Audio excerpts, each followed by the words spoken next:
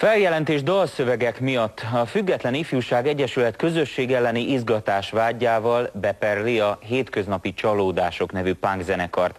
A kisgazda szervezet elnöke úgy fogalmaz, hogy meg kell állítani a szélső baloldali zenekarok randalírozását, és mivel a főpolgármester csak a nemzeti érzelmű zenekarok ellen lép fel, így ez a feladat a Független Ifjúságra hárul.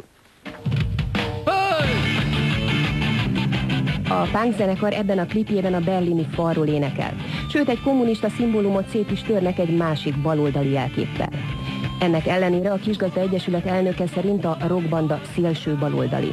Mint mondja, erre utal a zenekar több, másik, egyébként nyomdafestéket nem tűrő dalszövege, amelyek például jobboldali politikusok meggalázásáról és kivégzéséről szólnak. Magyar közéleti személyiségek gyakorlatilag fizikai megsemmisítésére szólítanak föl, a római pápa megölésére szólítanak föl, illetve több más olyan dolog is van, ami sérelmezhető. Ezért az ifjúsági szervezet feljelentést tesz az ügyészségen, mondván Demszky Gábor csak a nemzeti érzelmű zenekarok ellen lép fel, így a szélső baloldali együttesek randalírozását nekik kell megállítaniuk.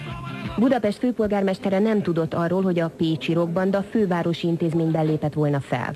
Én minden esetre elhatárolom magam főpolgármesterként mind a szélső baloldali, mind a szélső jobboldali megnyilvánulásoktól. A trágás szövegeit nyíltan vállaló együttes nem érti, hogy a felháborodást keltő dalok hogyan kerültek fel az internetre. Hát amiket itt leírnak, én jól emlékszem, talán ezek próbatermi felvételek soha nem jelentek meg sehol. Tehát hivatalosan sehol nem jelentek meg, kb. 10-11 éves számok, és úgy emlékszem, hogy talán lehet, hogy már akkor se játszott őket, de most aztán pláne nem.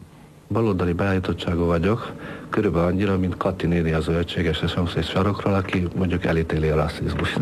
A szövegek egyébként nincsenek fent a zenekar honlapján, viszont könnyen elérhetőek a közösség elleni izgatással vádoló Kisgazda szervezet weboldalán.